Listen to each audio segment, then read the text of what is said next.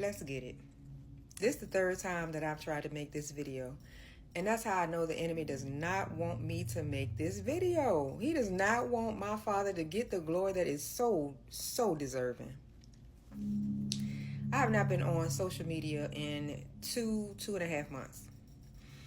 And I was allowing God to deal with me. I was allowing him to isolate me so he could prune me and get rid of anything that was not like him, anything that was displeasing to him. I isolated myself, even from some of those that were closest to me, not in a bad way, but just because I wanted God to dig up and uproot some of these things that I know I needed to get out of me. I also got off social media, right? Again, it was a distraction. So it's a group that I'm in, a mentorship group, and we communicate through Facebook. So I knew I had to get back on it. And so when I got back on it, the first post that I see was a former coworker, and she was saying how she was battling with hair loss. And so she shaved it all off. Beautiful. When I say beautiful, beautiful.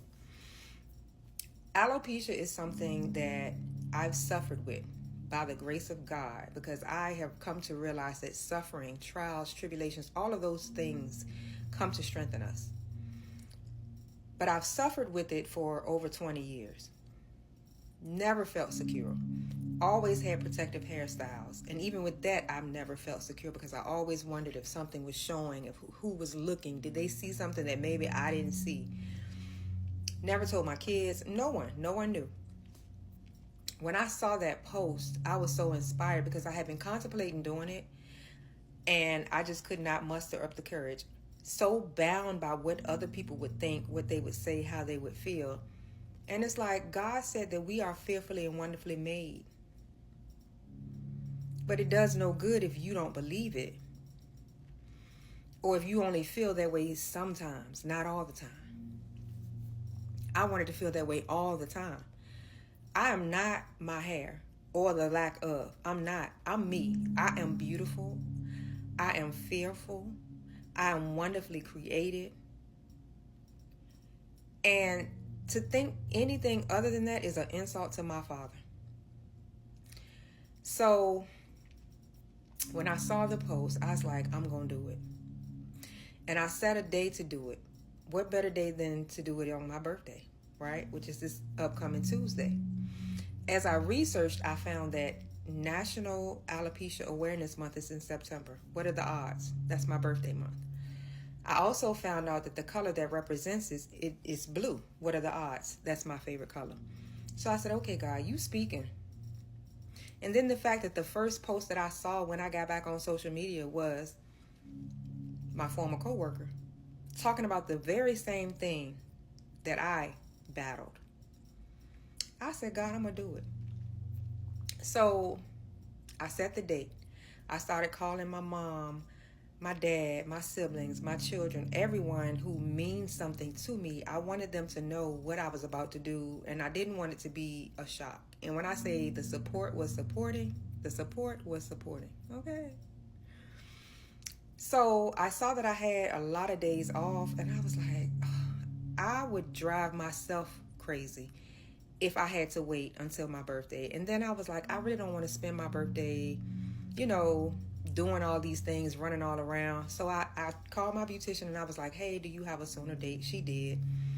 When I say everything was completely orchestrated by God, my hairstylist, the person that did my makeup, who my hairstylist had referred,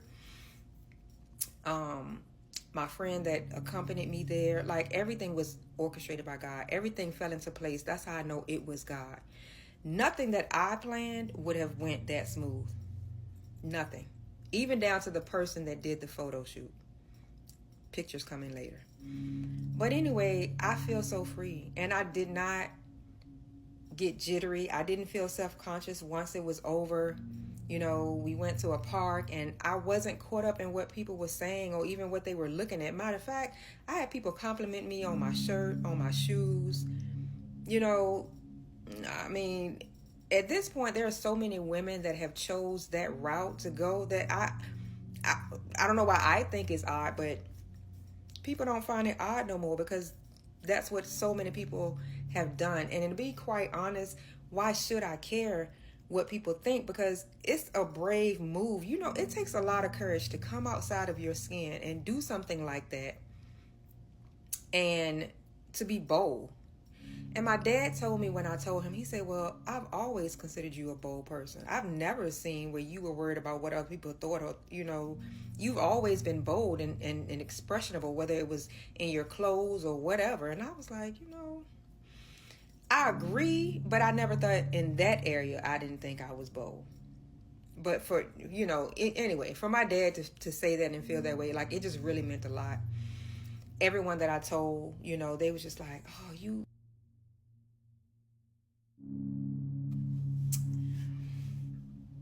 Y'all, the way that the enemy is trying to block this video, I'm sorry. I had to come back because the phone rung, and I'm going to still have to go back and see if it muted at all, but I'm free. God is doing a work, okay? All things new.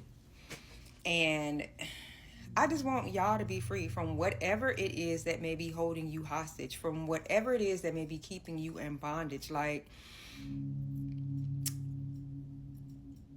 to be free from what other people think, the opinions of others, the actions of others. And to some of y'all who it has never been bothered, has always been unbothered, good, kudos. All of us have not been able, okay? I was very insecure as a child. And it carried over into adolescent, early adulthood. So everybody does not have that, you know, carefree, careless, I'm unbothered, I don't care attitude.